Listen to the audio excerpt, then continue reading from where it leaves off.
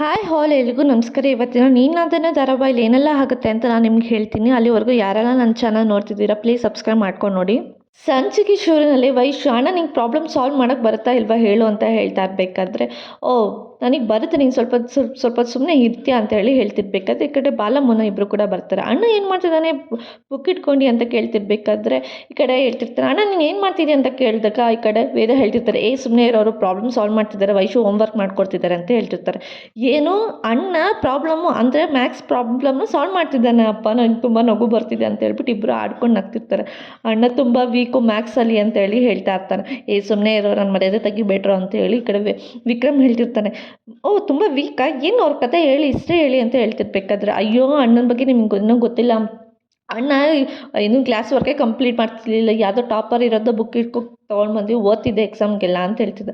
ಹಂಗಿದ್ಮೇಲೆ ಅವ್ರು full fail ಆಗ್ತಿದ್ರ ಅಂತ ಕೇಳ್ತಿರ್ಬೇಕಿತ್ತ. Fail ಏನು ಆಗ್ತಿರಲಿಲ್ಲ, ಪಾಸ್ ಆಗ್ತಿದ್ರೆ, ಅದೇ ಮುಂದೆ ಇರೋ ಕೃಪಾ ಕಟಾಕ್ಷರಿಂದ ಪಾಸ್ ಆಗ್ತಿದ್ರು, ಮುಂದೆ ಕೂತಿರೋರು ನೋಡ್ಕೊಂಡು ಕಾಪಿ ಮಾಡ್ಕೊಂಡು ಬರ್ತಿದ್ರು. ಹೋ ಇವರು ಕಾಪಿ ಕ್ಯಾಟ್ ಅವರ ಅಂದರೆ ಕಾಪಿ ಮಾಡ್ಕೊಂಡು ಬರೀತಿದ್ರ ಇವರು ಅಂತೇಳಿ ಹೇಳ್ತಿರ್ಬೇಕಾದ್ರೆ, ಹೌದು ಅದಕ್ಕೆ ಹೊರತು ಕಾಪಿ ಮಾಡ್ಕೊಂಡೇ ಬರೀತಿದ್ದು ಅಣ್ಣ ಎಕ್ಸಾಮ್ ಎಲ್ಲ ಅಂತೇಳಿ ಹೇಳ್ತಿರ್ತಾನೆ. ಹೋ ವಿಕ್ರಮ್ ನಿಮ್ದೆಲ್ಲ ಈ ಥರ ಇದೆಯಾ ವಿಷಯ ಅಂತೇಳಿ ವೇದ ಹೇಳ್ತಾ ಇರ್ತಾಳೆ.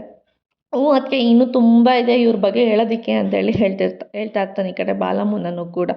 ಈಗ ಅಣ್ಣ ಬೇರೆ ಪ್ರಾಬ್ಲಮ್ ಬೇರೆ ಸಾಲ್ವ್ ಮಾಡಿಕೊಡ್ತಿದ್ದಾನೆ ಅಂತ ಹೇಳ್ತಿದ್ದೀರಾ, ಮಾಡಿಸ್ಕೊಳ್ಳಿ ಚೆನ್ನಾಗಿ ಮಾಡಿಸ್ಕೊಳ್ಳಿ ಅಂತೇಳಿ ಹೇಳ್ತಾ ಇರ್ತಾರೆ ಈ ಕಡೆ ವೈಶುಗೆ ಕೂಡ. ಅಣ್ಣ ಇವಾಗೇ ನೀನು ನನ್ನ ಪ್ರಾಬ್ಲಮ್ ಸಾಲ್ವ್ ಮಾಡ್ಕೊಡ್ತೀಯಲ್ವ ಅಂತ ಕೇಳ್ತಿರ್ಬೇಕಾದ್ರೆ, ಅಯ್ಯೋ ಇನ್ನೇನಮ್ಮ ಇವ್ನು ಬೇರೆ ಕಾಪಿ ಕ್ಯಾಟ್ ಬೇರೆ ಎಕ್ಸಾಮ್ ಬೇರೆ ಅವನಾಗೆ ಪಾಸ್ ಆಗಿಲ್ಲ, ಕಾಪಿ ಮಾಡ್ಕೊಂಡು ಪಾಸ್ ಆಗಿದ್ದಾನೆ, ಇನ್ಮೇಲೆ ಇವನ ಹೆಸರು ಇನ್ಮೇಲಿಂದ ಏನು ಹೇಳಿ ಕಾಪಿ ಕ್ಯಾಟ್ ಅಂತ ಹೇಳ್ಬಿಟ್ಟು ವೇದ ವಿಕ್ರಮ್ಗೆ ರೇಗಿಸ್ತಾ ಇರ್ಬೇಕಾದ್ರೆ ಈ ಕಡೆ ಬಾಲಮ್ಮನೂ ಕೂಡ ಅವ್ರ ಜೊತೆ ಸೇರ್ಕೊಂಡು ಕಾಪಿ ಕ್ಯಾಟ್ ಅಂತ ಹೇಳಿ ರೇಗಿಸ್ತಾ ಇದ್ದು. ಸುಮ್ಮನೆ ಇದೆ ಸರ್ ಇನ್ನು ಕೋಪ ಬರ್ತಿದೆ ಅಂತ ಹೇಳಿ ವಿಕ್ರಮ್ ಹೇಳ್ತಿರ್ತಾನೆ, ನೀನೇನಾದರೂ ಅಂದ್ಕೊ ನಾನು ನಿಮ್ಮ ಹತ್ರ ರೇಗಿಸ್ತೀನಿ ಅಂತ ಹೇಳ್ಬಿಟ್ಟು ಎಲ್ಲರೂ ಸೇರ್ಕೊಂಡು ವಿಕ್ರಮ ರೇಗಿಸ್ತಾ ಇರ್ತಾರೆ. ಅಲ್ಲಿಂದ ಅವನು ಹೊರಟೋಗ್ತಾನೆ. ಕಡೆ ವೈಶು ಇದಿಲ್ಲ, ಅಯ್ಯೋ ಅದಕ್ಕೆ ಅಣ್ಣ ಹೊರಟೋಗ್ಬಿಟ್ಟ ಕೋಪ ಮಾಡ್ಕೊಂಡು ಅಂತ ಹೇಳ್ತಿರ್ಬೇಕಾದ್ರೆ, ಅಯ್ಯೋ ಇದೆಲ್ಲ ಕಾಮನ್, ಏನಾದ್ರ ಬಗ್ಗೆ ಎಲ್ಲ ತಲೆ ಕೆಡ್ಸ್ಕೋಬೇಡ ಅಂತ ಹೇಳ್ಬಿಟ್ಟು ಹೊರಟೋಗ್ತಾಳೆ ವೇದ ಕೂಡ. ಈ ಕಡೆ ನಾನು ನಿಮ್ಮ ಪ್ರಾಬ್ಲಮ್ ಸಾಲ್ವ್ ಮಾಡ್ಕೊಳ್ಳೋಂತ ಬಾಲಮ್ಮನ ಕೇಳ್ತಿರ್ಬೇಕಾದ್ರೆ, ನೀವೇ ನನಗೊಂದು ದೊಡ್ಡ ಪ್ರಾಬ್ಲಮ್ ಇಲ್ಲಿಂದ ಹೋದರೆ ಸರಿ ಅಂತ ಹೇಳ್ಬಿಟ್ಟು ವೈಶು ಅವ್ರನ್ನ ಬೈದ್ಬಿಟ್ಟು ಕಳಿಸ್ತಾ ಇರ್ತಾರೆ. ಈ ಕಡೆ ದೇವಕಿನೂ ಕೂಡ ಅವ್ರನ್ನ ಕರ್ಕೊಂಡು ಕಾರಲ್ಲಿ ಬರ್ತಾ ಇರ್ಬೇಕಾದ್ರೆ ಡಾಕ್ಟರ್ ಕೂಡ ಹೇಳ್ತಾ ಇರ್ತಾರೆ, ಅಯ್ಯೋ ನಿಮ್ಮ ಮನೆಗೆ ಕರ್ಕೊಂಡು ಹೋಗ್ತೀನಿ ಅಂತ ಹೇಳ್ಬಿಟ್ಟು ಇಲ್ಲೇ ಕರ್ಕೊಂಡು ಬಂದಿದ್ದೀರಾ ಅಂತ ಡಾಕ್ಟರ್ ಕೂಡ ಕೇಳ್ತಿರ್ಬೇಕಾದ್ರೆ, ಅಯ್ಯೋ ಡಾಕ್ಟರ್ ನೀವು ಇಷ್ಟೊತ್ತಿನಲ್ಲಿ ನಾನು ನಮ್ಮ ಮನೆಗೆ ಕರ್ಕೊಂಡು ಹೋದರೆ ಅವ್ರಿಗೇನು ಸರ್ಪ್ರೈಸ್ ಆಗಿಲ್ಲ, ನೀವು ಇದ್ರ ಬಗ್ಗೆ ಎಲ್ಲ ತಲೆ ಕೆಡ್ಸ್ಕೊಬೇಡಿ, ನೀವು ಇಲ್ಲಿ ತನಕ ಬಂದಿದ್ದೀರಾ ಅನ್ನೋದಕ್ಕೆ ಹೆಚ್ಚು, ನೀವು ಇಲ್ಲಿಂದ ನೀವು ಮನೆಗೆ ಹೋಗಿ ಅಂತೇಳಿ ದೇವಕಿ ಡಾಕ್ಟರ್ಗೆ ಹೇಳ್ತಾ ಇರ್ತಾರೆ. ಡಾಕ್ಟರ್ ಕೂಡ ಇಲ್ಲ ಇವರು ನನ್ನ ಜವಾಬ್ದಾರಿ, ಇವ್ರಿಗೇನಾದರೂ ಪ್ರಾಬ್ಲಮ್ ಆಯಿತು ಅಂದರೆ ನನ್ನ ತಲೆಗೆ ಬರುತ್ತೆ ಅಂತ ಹೇಳ್ತಿರ್ಬೇಕು. ಅಯ್ಯೋ ಡಾಕ್ಟರ್ ತಲೆಗೂ ಬರಲ್ಲ ಕಾಲಿಗೂ ಬರಲ್ಲ, ನೀವು ಇದ್ರ ಬಗ್ಗೆ ಎಲ್ಲ ತಲೆನೇ ಕೆಡ್ಸ್ಕೊಬೇಡಿ, ದೇವಕಿ ಇರೋದ್ರಿಂದ ನಾಳೆ ನಾನು ವೇದ ಮನೆ ಕರ್ಕೊಂಡೋಗಿ ಅವ್ರಿಗೆ ಸರ್ಪ್ರೈಸ್ ಕೊಡ್ತೀನಿ, ನೀವು ಇದ್ರ ಬಗ್ಗೆ ತಲೆ ಕೆಡ್ಸ್ಕೊಬೇಡಿ, ನೀವು ಇಲ್ಲಿಂದ ಆರಾಮಾಗಿ ಹೋಗಿ ಅಂತೇಳಿ ದೇವಕಿ ಡಾಕ್ಟರ್ಗೆ ಹೇಳ್ತಿರ್ಬೇಕಾದ್ರೆ, ಸರಿ ಆಯಿತು ನಿಮ್ಮ ಮೇಲಿರೋ ನಂಬಿಕೆಯಿಂದ ನಾನು ಇಲ್ಲಿಂದ ಅವ್ರನ್ನ ಬಿಟ್ಟು ಹೋಗ್ತಾ ಇದ್ದೀನಿ, ಅವ್ರನ್ನ ಸ್ವಲ್ಪ ಹುಷಾರಾಗಿ ನೋಡ್ಕೊಳ್ಳಿ ಅಂತ ಹೇಳ್ಬಿಟ್ಟು ಡಾಕ್ಟರ್ ಕೂಡ ಅಲ್ಲಿಂದ ಹೋಗ್ತೀನಿ ಅಂತ ಹೇಳ್ಬಿಟ್ಟು ಅವರು ಕೂಡ ಹೊರಡ್ತಾರೆ. ಈ ಕಡೆ ದೇವಕಿ ಇದ್ದಿದ್ದು, ಸರಿ ನೀವು ಆರಾಮಾಗಿ ಖುಷಿಯಿಂದ ಹೋಗಿ ಬನ್ನಿ, ನಾನು ಇವನ್ನ ನೋಡ್ಕೊತೀನಿ, ನಾಳೆ ವೇದ ಕಣ್ಮುಂದೆ ಇವರಿದ್ದೇ ಇರ್ತಾರೆ ಅಂತ ಹೇಳ್ಬಿಟ್ಟು ಡಾಕ್ಟರ್ನ ಕಳಿಸ್ತಾಳೆ. ಈ ಕಡೆ ವೇದನೂ ಕೂಡ ನಾವು ಎಲ್ಲಿಗೆ ಹೋಗೋದು ಅಂತ ಹೇಳ್ಬಿಟ್ಟು ಅವಳನ್ನ ಕೇಳ್ತಿರ್ಬೇಕಾದ್ರೆ, ನೀವು ಎಲ್ಲಿಗೂ ಹೋಗೋಣ, ನಾಳೆ ಎಲ್ಲರೂ ವೇದ ನಿಮ್ಮ ನೋಡೋದಕ್ಕೆ ಅಂತ ಹೇಳ್ಬಿಟ್ಟು ನಿಮ್ಮ ಮುಂದೆನೇ ಬಂದೇ ಬರ್ತಾಳೆ, ನೀವು ತಲೆ ಕೆಡ್ಸ್ಕೊಬೇಡಿ, ಆರಾಮಾಗಿ ಮನೆಗೆ ಹೋಗಿ ಊಟ ಮಾಡ್ಕೊಂಡು ತಿಂಡಿ ಮಾಡಿ ಆರಾಮಾಗಿ ಮಲ್ಕೊಂಡಿರಿ. ಈ ಕಡೆ ಅವಳ ಮನಸ್ಸಲ್ಲಿ ಅಂದ್ಕೊತಾ ಇರ್ತಾಳೆ, ವೇದ ನಾಳೆ ನಿನಗೆ ಮಾರಿ ಹಬ್ಬ ಇದೆ ನೋಡು, ನಿನ್ನ ಮಾನ ಮರ್ಯಾದೆ ಎಲ್ಲ ನಿನ್ನ ಮನೆಯವ್ರ ಮುಂದೆ ಹರಾಜು ಹಾಕ್ತೀನಿ, ನೀನು ಮುಚ್ಚಿಟ್ಟಿರೋ ಸತ್ಯ ನಿನ್ನ ಬಾಯಿಂದನೇ ಆಚೆ ಬರೋ ಥರ ನಾನು ಮಾಡ್ತೀನಿ ಅಂತ ದೇವಕಿ ಅವಳ ಮನಸ್ಸಲ್ಲಿ ಅಂದ್ಕೊತಾ ಇರ್ತಾಳೆ. ಈ ಕಡೆ ವಿಕ್ರಮ್ಗೆ ರೇಗಿಸ್ತಿರೋದಕ್ಕೆ ಅವನು ಬಾಗಿಲು ಹಾಕ್ಕೊಂಡು ಒಳಗಡೆ ಕೂತ್ಕೊಂಡಿರ್ತಾನೆ. ಈ ಕಡೆ ಅವನ ಸಮಾಧಾನ ಮಾಡೋದಕ್ಕೋಸ್ಕರ ಈ ಕಡೆ ವೇದ ಕೂಡ ಇನ್ನೊಂದು ಥರ ರೆಡಿ ಆಗಿ ಬಂದಿರ್ತಾಳೆ. ಅವಳು ಕೂಡ ಅವನ ಸಮಾಧಾನ ಮಾಡಬೇಕಂತ ಹೇಳ್ಬಿಟ್ಟು ಅವಳು ಕೂಡ ಸೀರೆ ಉಡ್ಕೊಂಡು ಹೂ ಮುಡ್ಕೊಂಡು ಅಪರೂಪಕ್ಕೆ ಎಲ್ಲನೂ ಕೂಡ ಚೆನ್ನಾಗಿ ರೆಡಿಯಾಗಿ ಬಂದಿರ್ತಾಳೆ. ಈ ಕಡೆ ಬಾಗಿಲು ತಟ್ಟಿ ನೋಡ್ತಾಳೆ. ಈ ಕಡೆ ವಿಕ್ರಮ್ ಬಾಗಿಲು ಹಾಕೊಂಡಿದ್ಯಾ, ಬಾಗಿಲು ತೆಗಿ ಅಂತ ಹೇಳ್ತಾ ಇರ್ತಾನೆ. ಇಲ್ಲ ಕಣೆ ನಾನು ತೆಗಿಯಲ್ಲ ಯಾವುದೇ ಕಾರಣಕ್ಕೂ ಅಂತ ಹೇಳ್ತಿರ್ತಾರೆ. ಅಯ್ಯೋ ವಿಕ್ರಮ್ ಇಷ್ಟಕ್ಕೆಲ್ಲ ನೀನು ಕೋಪ ಮಾಡ್ಕೊಂಡ್ರೆ ಹೆಂಗೆ, ನಾನು ಸುಮ್ಮನೆ ತಮಾಷೆ ಮಾಡಿದ್ರೆ ಹಿಂಗೆ ತಮಾಷೆನೂ ಮಾಡಬಾರ್ದ, ಬಾಗಿಲು ತೆಗಿಯಪ್ಪ ಅಂತೇಳಿ ಸಮಾಧಾನ ಮಾಡ್ತಾ ಇರ್ತಾಳೆ.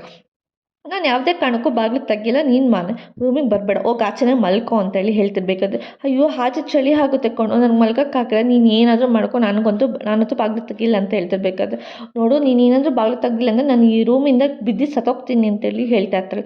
ಈ ಸಾಯಿ ಹೋಗು ಅಂತೇಳಿ ಬೈತಾ ಇರ್ತಾನೆ. ಏನು ನೀನು ಈ ಥರ ಹೇಳ್ದ, ಹಂಗಿದ್ಮೇಲೆ ನಾನು ಸಾಯ್ತೀನಿ, ಹೋಗು ಅಂತ ಹೇಳ್ಬಿಟ್ಟು ಅವಳು ಕೂಡ ನಾಟಕ ಆಡ್ತಾ ಇರ್ತಾಳೆ. ಈ ಕಡೆ ವಿಕ್ರಮ್ ನಾನು ಸಾಯ್ತೀನಿ ಅಂತ ಹೇಳ್ಬಿಟ್ಟು ವಿಕ್ರಮ್‌ಗೆ ಎದುರಿಸ್ತಾ ಇರ್ತಾಳೆ. ಈ ಕಡೆ ವಿಕ್ರಮ್ ಕೂಡ ನೀನು ಸತ್ತರೆ ಏನು ಅಂತ ಹೇಳ್ಬಿಟ್ಟು ಸುಮ್ಮನೆ ಕೂತಿರ್ತಾನೆ. ನೋಡು ಇವ್ನಿಗೆ ಕರೆದ್ರು ಬರಲ್ವಲ್ಲ ಇವನಿಗೆ, ನಿಜವಾಗ್ಲೂ ಸತ್ತೇ ತೋರ್ಸೋಣ ಅಂತ ಹೇಳ್ಬಿಟ್ಟು ಹೋಗಿರ್ತಾಳೆ.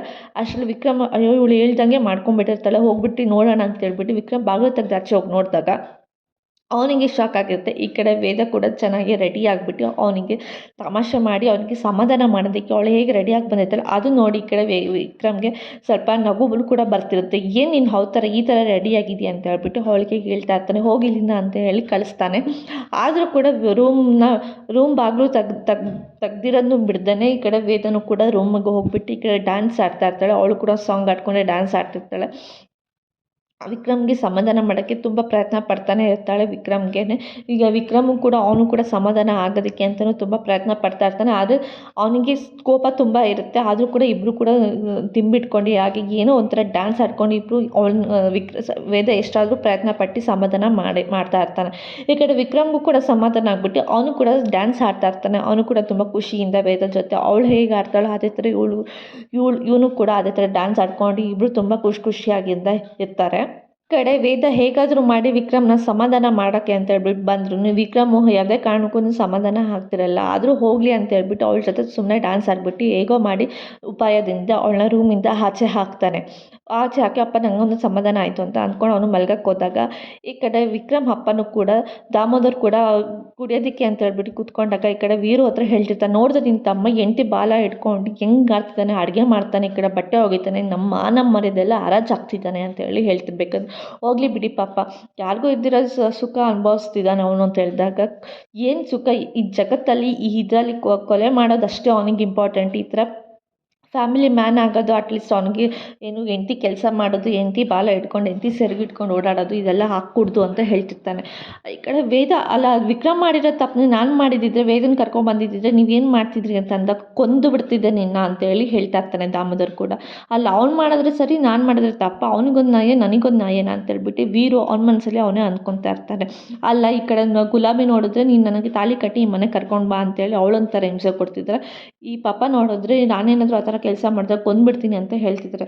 ಈಗ ಹೆಂಗಾಗಿದೆ ಅಂದರೆ ನನ್ನ ಜೀವನ ಈ ಕಡೆ ಬಿಸಿ ತುಪ್ಪ ನುಂಗೋಕ್ಕೂ ಆಗ್ತಿಲ್ಲ, ಒಗೆಯೋಕ್ಕೂ ಆಗ್ತಿಲ್ಲ, ಆ ಥರ ಆಗ್ಬಿಟ್ಟಿದೆ, ಏನು ಮಾಡೋದು ಅಂತ ಹೇಳ್ಬಿಟ್ಟು ವೀರು ಒಂದು ಕಡೆ ಅವನೊಂಥರ ಯೋಚನೆ ಮಾಡ್ತಾ ಇರ್ತಾರೆ. ಈ ಕಡೆ ದಾಮೋದರ್ ಹೇಳ್ತಿರ್ತಾನೆ, ಈಗ ವಿಕ್ರಮ್‌ನ ನಮ್ಮ ದಾರಿಗೆ ನಾವು ತಂದ್ಕೋಬೇಕು. ಯಾಕಂದರೆ ಈಗ ಹಸು ಕೊಡೋ ಹಾಲನ್ನ ನಾವು ಆಚೆ ಕಟ್ಟಾಕಿದ್ರೆ ಆಚೆ ಬಿಟ್ಬಿಟ್ರೆ ಈಗ ಉಪವಾಸ ಮಾಡಿ ಮಲ್ಕೋಬೇಕಾಗುತ್ತೆ ನಾವು ಮನೆಯಲ್ಲಿ. ಹಾಗೆ ಅವನನ್ನೇನಾದರೂ ಬಿಟ್ಬಿಟ್ರೆ ನಮ್ಮ ಸ್ಟೇಟಸ್ ಏನಾಗಬೇಕು ಅಂತ ಹೇಳ್ಬಿಟ್ಟು ಈ ಕಡೆ ಅವ್ರ ಅಪ್ಪ ಹೇಳ್ತಿರ್ಬೇಕಾದ್ರೆ, ಅವ್ನಿಗೆ ಮಾತ್ರ ಏನು ಹಸುವಿನಿದೆ, ನಾನು ಮಾತ್ರ ಹೋರಿ, ಇನ್ನು ನನಗೂ ಅವ್ನಿಗೇನು ಸಂಬಂಧನೇ ಇಲ್ಲ ಅನ್ನೋ ಥರ ಅವನೊಂಥರ ನೋಡ್ತಾರೆ, ನಮ್ಮದೊಂಥರ ನೋಡ್ತಾರೆ ಅಂತ ಹೇಳ್ಬಿಟ್ಟು ಈ ಕಡೆ ವೀರು ಅವ್ನ ಮನಸ್ಸಲ್ಲಿ ಅವ್ರ ಅಪ್ಪನ್ನ ಬೈಕೊತಾ ಇರ್ತಾನೆ. ಈ ಕಡೆ ಮನೆಯಿಂದ ಆಚೆ ಕೂತ್ಕೊಂಡು ಈ ಕಡೆ ಶಕುಂತಲಾ ಮತ್ತು ವೈಶು ಇಬ್ಬರು ಮಾತಾಡ್ತಾ ಇರ್ತಾರೆ. ಅಣ್ಣ ತುಂಬ ಚೇಂಜ್ ಆಗಿದ್ದಾನೆ ಅಲ್ಲ ಅಮ್ಮ, ಬಟ್ಟೆ ಒಗಿತಾನೆ, ಅತ್ತಿಗೆ ಹೇಳ್ದಂಗೆ ಅಡುಗೆನೂ ಕೂಡ ಮಾಡ್ತಾನೆ, ತುಂಬ ಒಳ್ಳೆಯವನಾಗಿದ್ದಾನೆ ಅಲ್ವಾ ಅಂತ ಹೇಳ್ತಿರ್ಬೇಕಾದ್ರೆ, ಹೌದು ಅವ್ನು ತುಂಬ ಒಳ್ಳೆಯವನೇ, ಆದರೆ ಏನು ಮಾಡೋದು ಜೊತೆಲಿರೋರು ಸರಿ ಇಲ್ಲ ಅಷ್ಟೇ, ಹಾಗಾಗಿ ಅವ್ನು ಹಂಗಿದ್ದಾನೆ. ನಾನು ಎಲ್ಲಿ ನಮ್ಮ ಮನೆಯವ್ರನ್ನಂತೂ ಚೇಂಜ್ ಮಾಡೋದಕ್ಕಂತೂ ಆಗಲಿಲ್ಲ. ಅಟ್ಲೀಸ್ಟ್ ಮಗನಾದರೂ ಚೇಂಜ್ ಮಾಡ್ಬೋದು ಅಂತ ಅಂದ್ಕೊಂಡೆ, ಅದನ್ನು ಕೂಡ ನನ್ನ ಕೈಲಾಗಲಿಲ್ಲ. ಹೇಗೋ ಈ ಮನೆಗೆ ಬಂದಿರೋ ಸೊಸೆ ಆದರೆ ವೇದ ಅವಳನ್ನ ತುಂಬ ಚೇಂಜ್ ಮಾಡಿಬಿಟ್ಟಿದ್ದಾಳೆ ಅಂತೇಳಿ ಈ ಕಡೆ ಶಕುಂತಲಾ ತುಂಬ ಖುಷಿ ಪಡ್ತಿರ್ತಾಳೆ. ಹೌದು ಅಮ್ಮ, ನೀನು ಹೇಳಿದ್ದೇನೋ ನಿಜನೇ ಅಂತ ಹೇಳ್ಬಿಟ್ಟು ಈ ಕಡೆ ವೈಶು ಕೂಡ ಹೇಳ್ತಿರ್ತಾಳೆ.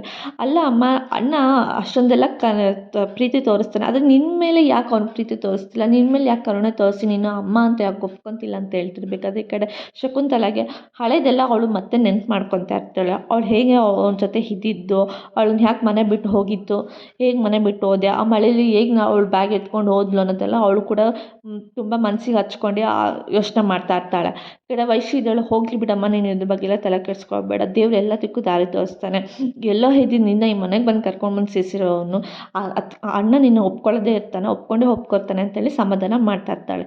ಈ ಕಡೆ ವೇದ ಕೂಡ ಬೆಳಗ್ಗೆ ಎದ್ದು ರೆಡಿಯಾಗಿ ನಿಂತಿರಬೇಕಾದ್ರೆ ಈ ಕಡೆ ಅದೇ ಟೈಮ್ಗೆ ಯಾಕೋ ಇನ್ನೂ ಕೋಪ ಮಾಡ್ಕೊಂಡಿದ್ಯಾ, ಇನ್ನೂ ಕೋಪ ಹೋಗಿಲ್ವಾ ನಿನಗೆ ಅಂತ ಹೇಳ್ಬಿಟ್ಟು ವಿಕ್ರಮ್ನ ಕೇಳ್ತಿರ್ಬೇಕಾದ್ರೆ, ನನಗೇನು ಕೋಪ ಇಲ್ಲ, ನಾನು ಇನ್ನೂ ಕೋಪ ಮಾಡ್ಕೊಂಡಿಲ್ಲ ಅಂತೇಳಿ ಹೇಳ್ತಾ ಇರ್ತಾರೆ. ಹಾಗಿನ್ಮೇಲೆ ಖುಷಿಯಿಂದ ಇರೋ, ಯಾಕೆ ಗಂಟು ಹಾಕೊಂಡು ಕೂತಿದ್ಯಾ ಅಂತ ಹೇಳ್ತಿರ್ಬೇಕಾದ್ರೆ, ಅದೆಲ್ಲ ಬಿಡು, ನಿನ್ನ ಬಾಯಲ್ಲಿ ಒಂದು ನಿಮಿಷ ಕೂತ್ಕೊ ಅಂತ ಹೇಳ್ಬಿಟ್ಟು ವೇದನ ಕೂರಿಸ್ಕೊತಾನೆ.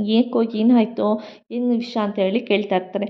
ಆಗಲ್ಲ, ನೀನು ನನ್ಗೆ ಅನಿಸ್ತಿರೋದು ಏನು ಗೊತ್ತಾ, ನನ್ಗೆ ಅನಿಸ್ತಿರೋದು ನಾನು ನಿನಗೆ ಹೇಳ್ತೀನಿ, ನಿನ್ಗೆ ಏನು ಅನಿಸುತ್ತೆ ಅದು ನಿನಗೆ ಹೇಳು ಅಂತ ಹೇಳ್ತಿರ್ಬೇಕಾದ್ರೆ, ಹೌದಾ ಸರಿ ಆಯಿತು ಏನು ಅಂತ ಕೇಳಿದಾಗ, ಏನಿಲ್ಲ ನಾನು ಇದು ರೌಡಿಸಮ್ ಎಲ್ಲ ಬಿಟ್ಟು ನಾನು ಒಂದು ಫ್ಯಾಮಿಲಿ ಮ್ಯಾನ್ ಆಗಬೇಕು ಅಂತ ನಾನು ಅಂದ್ಕೊಂಡಿದ್ದೀನಿ. ಅಂದರೆ ನೀನು ಗಂಡನಾಗಿ ಈ ಮನೆ ಮಗನಾಗಿ ಫ್ಯಾಮಿಲಿ ಮ್ಯಾನ್ ಹೇಗಿರ್ತಾರೆ ಆ ಥರ ಎಲ್ಲ ಇರಬೇಕು ಅಂತ ಅಂದ್ಕೊಂಡಿದ್ದೀನಿ. ಈ ಅಧಿಕಾರ ಈ ರೌಡಿಸಮ್ಮು ಇದನ್ನೆಲ್ಲ ಬೇಡ ಅಂತ ನಾನು ಅಂದ್ಕೊಂಡಿದ್ದೀನಿ. ನಿನಗೆ ಹೇಗೆ ಅನಿಸುತ್ತಾ, ನೀನು ನನ್ನನ್ನು ತುಂಬ ಚೇಂಜ್ ಮಾಡಿದ್ಯಾ ಅಂತ ಅನಿಸ್ತಿದೆ, ಹಾಗಾಗಿ ನಾನು ನಿನಗೆ ಹೇಳ್ತೀನಿ ಅಂತ ಹೇಳಿ ಈ ಕಡೆ ವಿಕ್ರಮು ಹೇಳ್ತಾ ಇರಬೇಕಾದ್ರೆ, ಏನು ಹೇಳ್ತಾ ಇದ್ದೀಯ, ನಿಜ ಹೇಳ್ತಿದ್ಯಾ ನೀನು, ನಿಜ ಹೇಳು ಅಂತೇಳಿ ಈ ಕಡೆ ವೇದ ಕೇಳ್ತಿರ್ತಾಳೆ. ನಿಜ, ನಿನ್ನ ಹಣೆಗೂ ನಿಜ, ನಾನು ಫ್ಯಾಮಿಲಿ ಮ್ಯಾನ್ ಆಗಬೇಕು ಅಂತ ಅಂದ್ಕೊಂಡಿದ್ದೀನಿ ಅಂತ ಹೇಳ್ತಾ ಇರಬೇಕಾದ್ರೆ, ಈ ಕಡೆ ವೇದಕ್ಕೆ ತುಂಬ ಖುಷಿ ಆಗುತ್ತೆ. ಅವಳು ಕೂಡ ತುಂಬ ಸಿಕ್ಕಾಪಟ್ಟೆ ಖುಷಿಯಿಂದ ಅವಳು ಕೂಡ ಡ್ಯಾನ್ಸ್ ಆಡ್ತಾ ಇರ್ತಾಳೆ. ಈ ಕಡೆ ವಿಕ್ರಮ್ ಇದ್ದು, ಹೇ ನಿಂತ್ಕೋ, ಯಾಕೆ ಏನಾಗ್ತಿದೆ ನಿನಗೆ ಅಂತ ಹೇಳಿದ್ರು ಅವಳು ಲೆಕ್ಕಿಸ್ತಾನೆ ಅವಳು ತುಂಬ ಖುಷಿಯಿಂದ ಡ್ಯಾನ್ಸ್ ಆಡ್ತಾ ಇರ್ತಾಳೆ. ವಿಕ್ರಮ್ ಫ್ಯಾಮಿಲಿ ಮ್ಯಾನ್ ಆದ ಅಂತೇಳಿ ನಕ್ಕೊಂಡು ಅವಳು ಕೂಡ ಹೇಳ್ತಿರ್ತಾಳೆ, ನನಗೆ ನೀನು ಫ್ಯಾಮಿಲಿ ಮ್ಯಾನ್ ಆಗೋದು ಎಷ್ಟು ಇಂಪಾರ್ಟೆಂಟ್ ಗೊತ್ತಾ, ನನಗೆ ತುಂಬ ಖುಷಿ ಆಗ್ತಿದೆ, ನೀನು ತುಂಬ ಚೇಂಜ್ ಆಗಿದೆ ಅಂತ ನನಗೆ ಖುಷಿ ಆಗ್ತಿದೆ ಅಂತೇಳಿ ವೇದ ಕೂಡ ಹೇಳ್ತಿರ್ತಾಳೆ. ನನಗೆ ಇನ್ನೊಂದೇನು ಭಯ ಆಗ್ತಿದೆ ಗೊತ್ತಾ ಅಂತ ಹೇಳಿದಾಗ, ಏನು ಅಂತ ಕೇಳ್ತಾಳೆ.